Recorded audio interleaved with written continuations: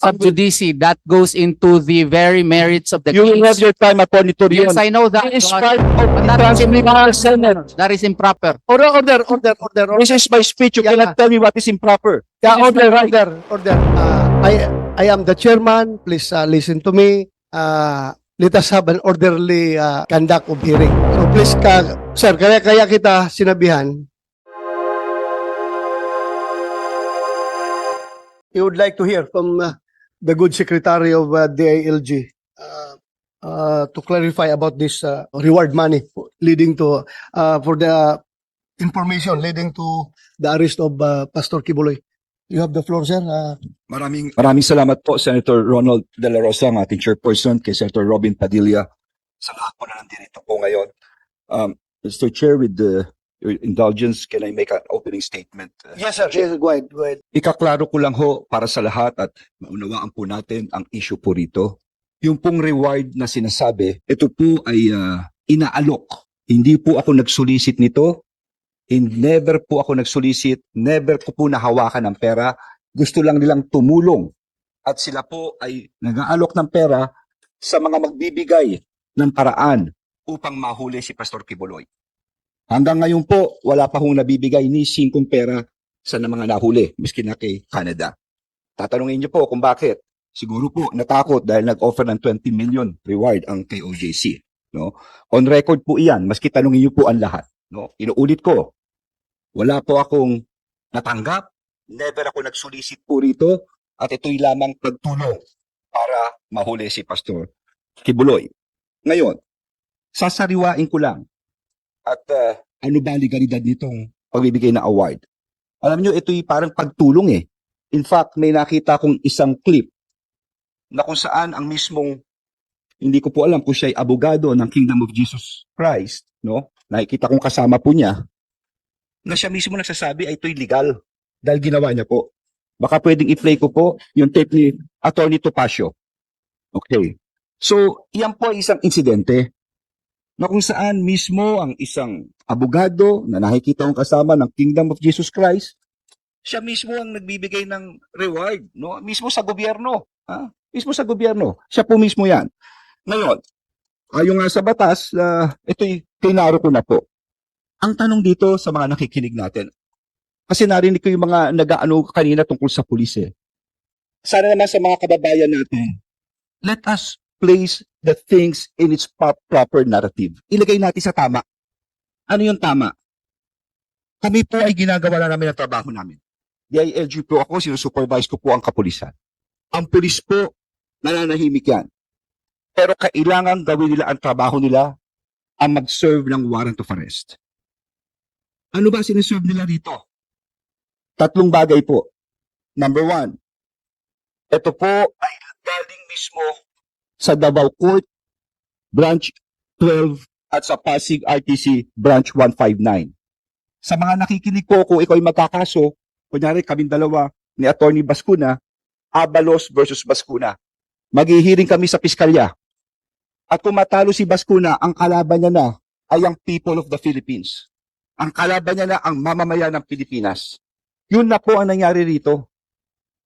Sa RTC, tapos na po ito, umantong na sa people of the Philippines versus Pastor Kibuloy.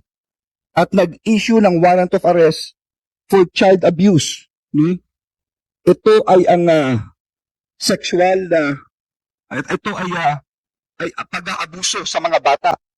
No, ng criminal case number RDC BO 24-01439 ng Davao Branch. And another warrant for sexual abuse. No? Ito po ay sexual na pagsasamantala. No? Dito rin po sa Davao. At sumunod ay ang Pasig RTC. Nag-issue na rin ng warrant of arrest for trafficking in persons. No? Ito yung qualified trafficking under Section 4 and 6, anti-trafficking. No bail po ito. No? No bail po ito. Matindi ito. At bukod dito sa mga warrant na ito, I would also like to point out, meron din itong sa Amerika, may kaso rin ito. Conspiracy to engage in sex trafficking by force, fraud, and coercion.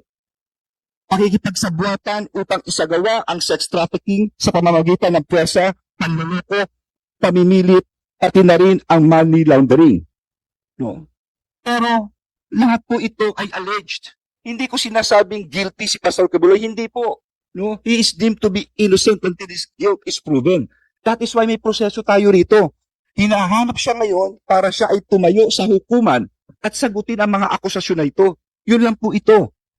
At hindi lamang yun, Mr. Chairperson. Meron din tayo ngayon na Senate warrant dito mismo sa Senado na inisyu noong March 19, 2024 ni Senator Risa ang Committee on Women and Gender Equality. No? Ito po dahil yata sa kanyang para dumalo siya sa mga hearing po rito. So tatlo po ito. Sino magsaserve nito? Ang Senado and again, ang kapulisan. Hindi ko ho kilala si Pastor Kibuloy. Ginagalang ko ang kanyang reliyon, ang kanyang pagkatao. Pero sana maunawaan po ninyo, trabaho namin ito. Tandaan natin na ang basihan ng demokrasya ay ang hustisya at ang basihan ng hustisya ay ang batas. At yan ang pinapatupad namin. Kung hindi namin gagawin yan, babaksak ang buong bansa. Kung tatalikod na lang kami rito. Ngayon, ang tanong dito, bakit namin siya kailangang hanapin? Kasi seryoso. These are very serious allegations. Ang demanda niya. Hayaan kong basahin ko. Dito ang mismo yung testimony ng isang nagreklamo. Ang pangalan niya ay alias Amanda. Babasahin ko lang po, si alias Amanda ay umarap sa Senado sa kanyang testimony noong Enero 23, 2024. At ito po ang sinabi niya. Siya ay isang innocenting 17 years old na taong gulang na dalaga.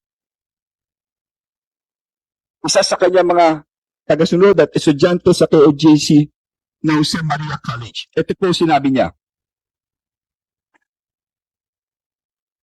Pagtugtong ko ng 17 years old, mas naging masela na ang pinapagawa nila. Tanda ko pa, September 1, 2014, kasi kakatapos na ng tribute program ng KGC. Tutulog na sana ako. Pero sabi ng isang kasamang pastoral worker, magpunta daw ako sa dining area ng Bible School dahil pinapatawag ako ni Jacqueline Roy. Sabi niya, parte daw ng trabaho ng Ministry of the Pastorals na imasahe si Kibuloy. Sabi niya, special privilege daw ito dahil hindi naman daw lahat nahahawakan at nakakalapit sa anak ng Diyos. Sabi niya, huwag ko daw pagdudahan ng anuman na mangyayari sa loob ng kwarto kasama si Kibuloy. Basta ibigay ko lang daw ang sarili ko.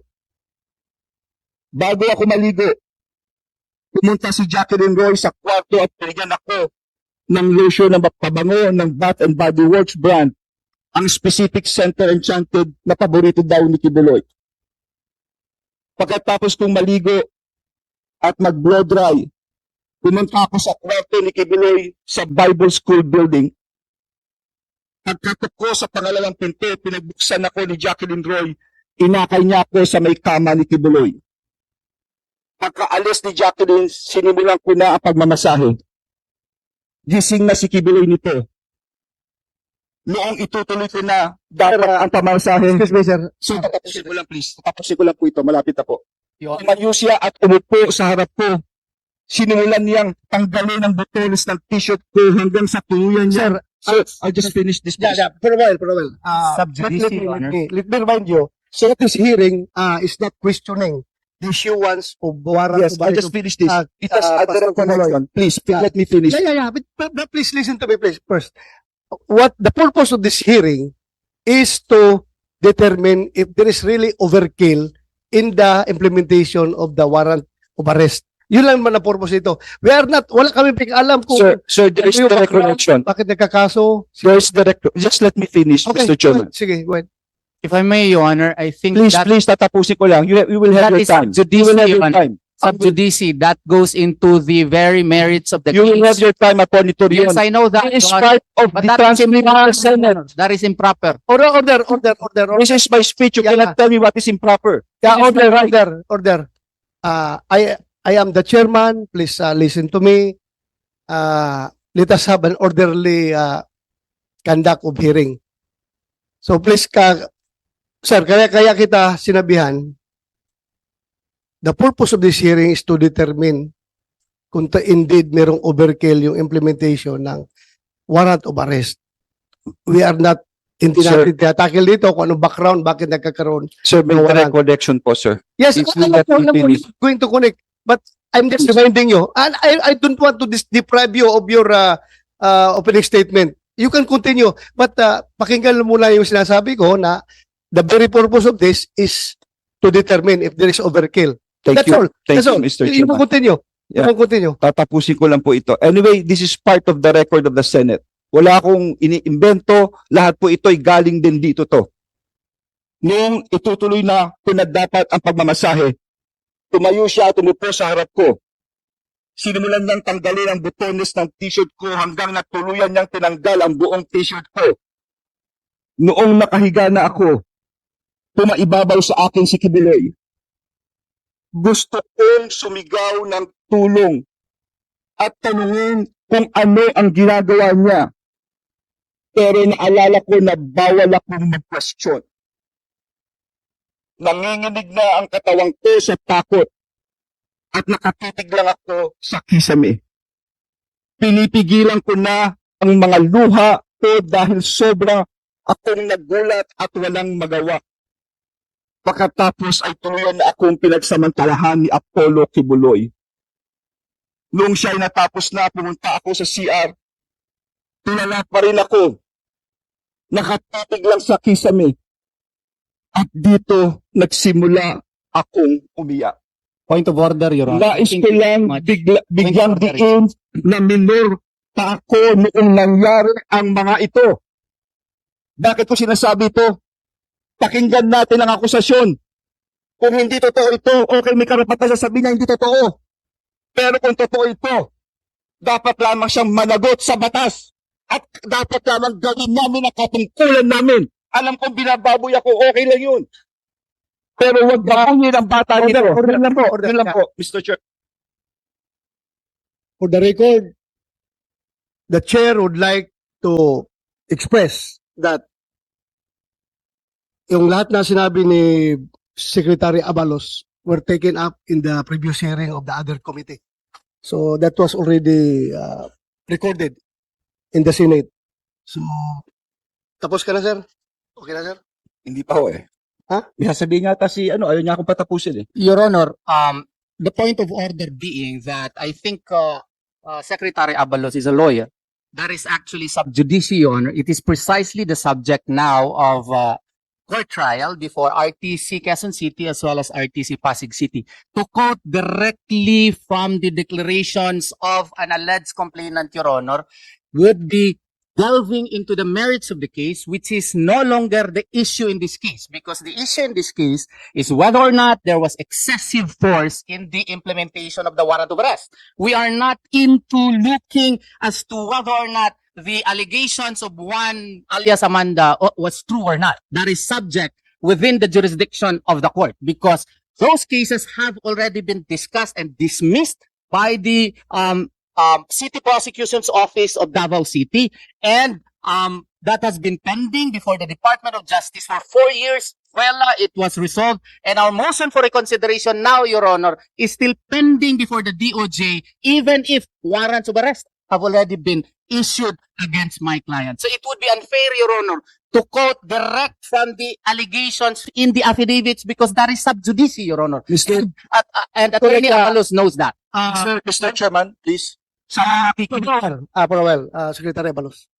The chair rules that this committee is focused on investigating the subject at hand, which is the alleged overkill in the implementation of the warrant of arrest. So please, if I am asking Secretary Abalos if those issues that you are pointing is not connected to the investigation, please refrain from doing so. Mr. Chair? Yes, go ahead. Ay, okay. I'm sorry for my voice. Okay. Sana nakikinig lang, Mr. Chair, si Atty. Torreon sa sinabi ko. Hindi ko sinasabing guilty ang kanyang kliyente. Klaro naman ang sinabi ko. he is deemed to be innocent until his guilt is proven. At ito po'y nasa korte ngayon. Kaya nga sinabi ko, mas mabuti sumuko na siya, magpakita na siya. At siya rin nagsasabi, nasa hearing ito, para maklaro lahat. Because these are very serious allegations. And these are the people of the Philippines. May warrant, hindi ba, Tony Torion? May warrant. Oh, Sir, may warrant. Please, order. Please, walang personal na confrontation dito. Please address all your statements to the chairman. Lahat ng sabihin ninyo, i-address nyo sa chairman and not to each other. if I may, Your Honor, if I may, Yes. the problem with the statements of Secretary Abalos, he being a lawyer, is that he quoted verbatim the allegations in the affidavit complaint, which is now actually on trial before two courts, Your Honor. So that is clearly improper because the issue in this case is not the validity, the truthfulness, veracity of the contents of the affidavit complaint. What we are talking here is whether or not the use of force employed by the PNP in the service of such warrant was excessive. So therefore, to quote verbatim the allegations in the affidavit complaint, I think Attorney Abalos knows that it is improper in a Senate proceeding. That is proper during the trial of the case, Your Honor. And that is also unfair on the part of Pastor Apollo Sikibuloy, who cannot actually also state his portion. The fact that even the date September 1 of 2014 was not even the tribute to the king. It was actually August 29, 2014, and that in itself is untruthful. And the fact that she was allegedly forced, we could not say here that her father was in fact present during that time, and she did not even report that to his father or to her father, Your Honor. All of these matters, Your Honor, the merits of the case, specifically the actual allegations in the affidavit complaint, should not be stated because those are uncalled for and are not covered by the investigation in of the Senate, Your Honor. That is Mr. Chair, may I comment? ordinary rules of fairness. Let him finish. All of the time. Ordinary rules of fairness and decency require that, Your Honor. Mr. Chair, may I? Okay, you can respond, Secretary Abalos. Mr. Chair, sana nakikinig lang siya, no? I mean, lahat naman tayo may tenga at naka-record to. Klarong-klaro sinabi ko, hindi ko sinayad yung nasa kaso. Ang sinayad ko yung dito sa Senado mismo. Dito yung hearing ni Senator Ontiveros ang sinayad ko. Kaya nga yung sinasabi niya akusasyon, sana sumuko na. Sabihin mo sa kliyente mo, sumuko na, Mr. Chair. Please, I'm just asking you as an officer of the court para maklaro, precisely so that we can hear his side.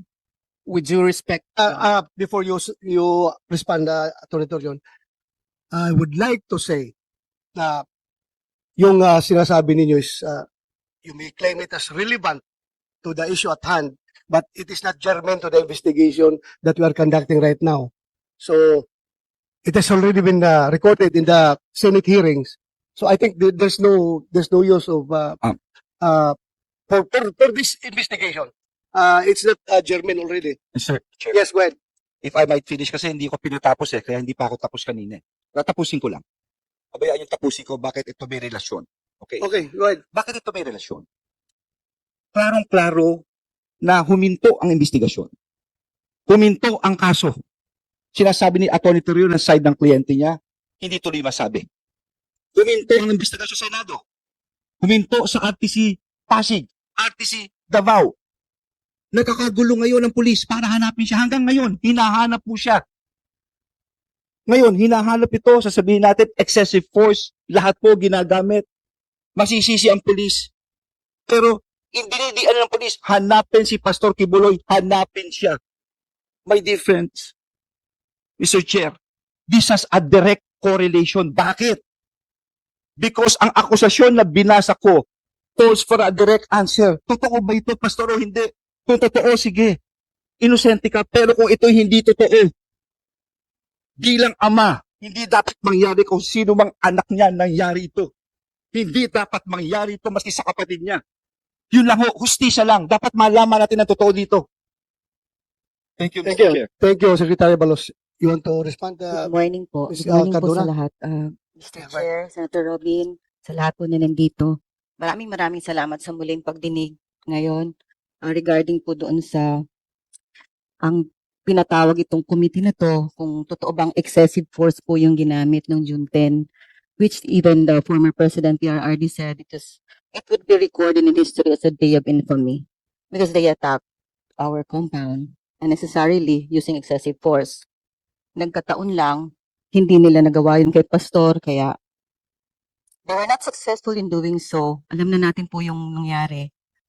Ang pangalawang tanong dito sa hearing na to, kung tama ba, legal ba yung bounty na 10 million para kay Pastor na hindi pa po siya convicted sa korte, yung binasa ng DILG, masakit pakinggan kasi walang katotohanan. Alam namin yon. Personally, 40 years kaming kasama ni Pastor.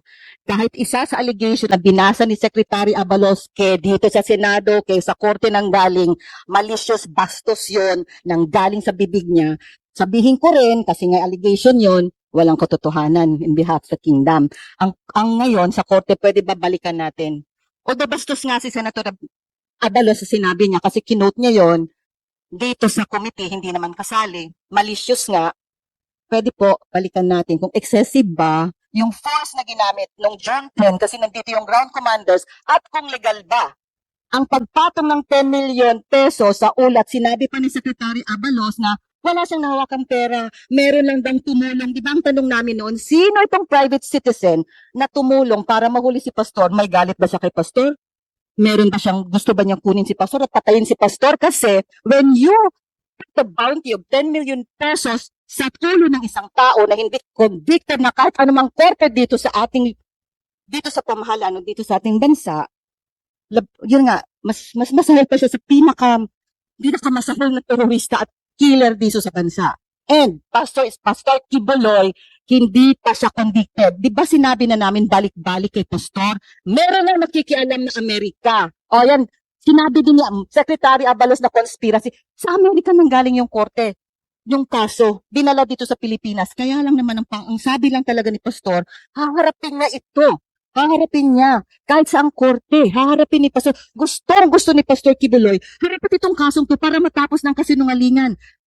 Kilala namin si Amanda, nakakahiyaman, babae siya, pinotektahan namin siya para hindi siya mapahiya sa mga allegations niya. Pero ganito kabastos itong dito sa Senado, tapos gaganon nila aming Pastor. Please, Take it sitting down. tone down your So, voice. sir, Tone down your voice. kasi ganun din si Abalos. So, sir, ha, Mr. Chair? balikan natin yung excessive ba, nandito yung ground commanders. Gusto lang po namin matapos yun. Before I recognize Secretary Abalos, Joy, can you respond? Is putting a 10 million bounty on the head of Pastor Kibuloy legal? Yan ang tanong natin. Thank you, Mr. Chair. Right. First of all, let's just make a distinction between the term bounty and the term reward. Okay, reward. This is a Reward. reward, not a bounty. A bounty is for people who should be arrested because they are convicts of a crime or they have outstanding warrants of arrest. This reward covers many things, not just the arrest, but information on the whereabouts of the various accused, no? Kasama na din po doon si Pastor Kibuloy.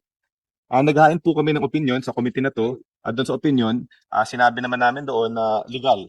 Legal ang pag-alok ng pabuya o ng reward sa mga individual na makakabigay ng impormasyon upang maaresto na makakatungo sa aresto ng isang tao. Bakit po ito legal? Unang-una, kasama ito sa trabaho namin sa justice sector.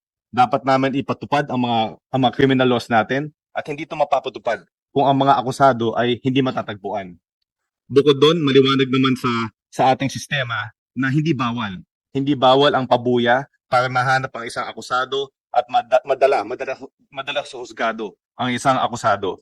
Kumbaga, marami pang ang batas na malinaw doon na maaaring magbigay ng pabuya sa mga tao na nagbibigay ng impormasyon. Kasama dito ang National Internal Revenue Code, ang Customs Modernization Act, ang Comprehensive Dangerous Drugs Act. At di namin na-cite sa aming opinion, kasama din ang Anti-Terror Act dito.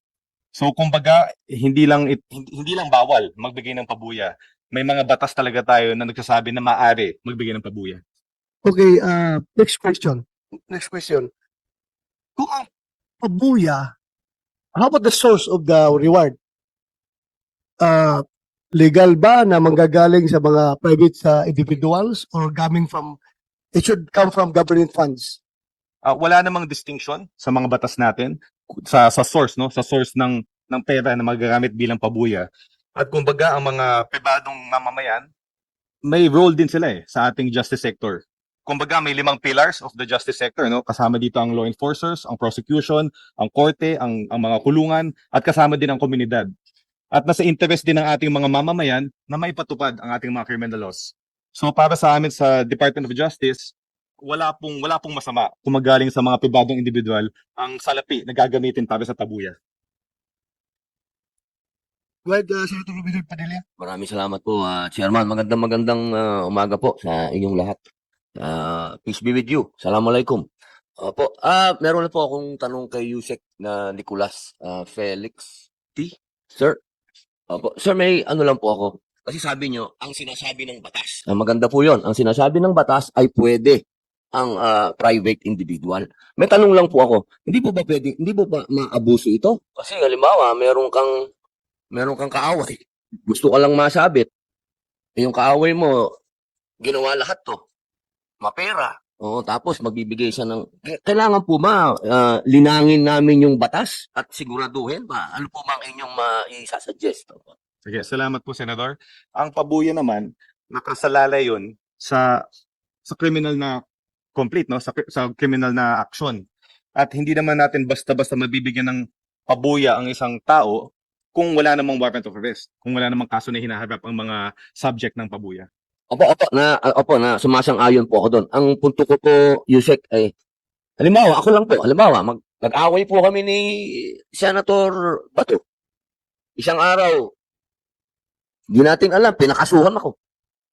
Dahil siya ay nasa kapangyarihan, ako ay wala sa kapangyarihan, gumawa siya ng paraan. Ngayon, hindi ko alam na may kinausap din siya. Sinabi niya doon sa kausap mo, pare, ikaw ang ng pera dyan, ng reward. So, meron na siyang sariling motibo po, di ba po? Hindi po pwede. Ako po yung nagsasuggest para kami po yung makagawa ng batas. Hindi ko po kayo tinuturuan. Kayo po ay resource speaker. Kayo po ang magbibigay sa amin ng idea bilang kayo tiga DOJ. Sa tingin niyo po ba doon sa batas, may kulang na kailangan ilagay natin doon sa batas? Na una, kilala natin kung sino tong nagbibigay ng pabuya na ito ay walang pansariling interes na mapahamak yung tao. Yun lang po ang ibig ko pong sabihin. Maaari po natin tingnan yan, no? Siguro mas maganda i-consultahin natin yung mga privacy experts natin.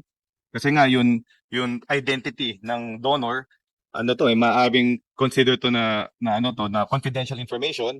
At siguro, kung mamumungkahi ko po, mag-imbita po tayo ng resource person mula sa National Privacy Commission upang mabigyang linaw to. Opo, napakaganda po niyan. Siguro maganda din kung sino po yung inireklamo. Dapat siguro,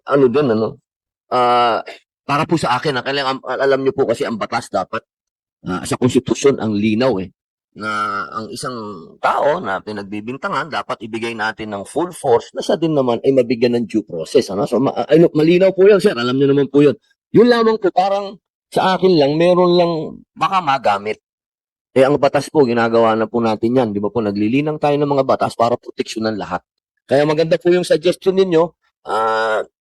Recorded naman po yun, Chairman. Makapag-usap po tayo kung paano natin liliwanagin yan sa batas para ang lahat ng kapatan ng Pilipino ay napapangalagaan. Maraming salamat po, Yusek.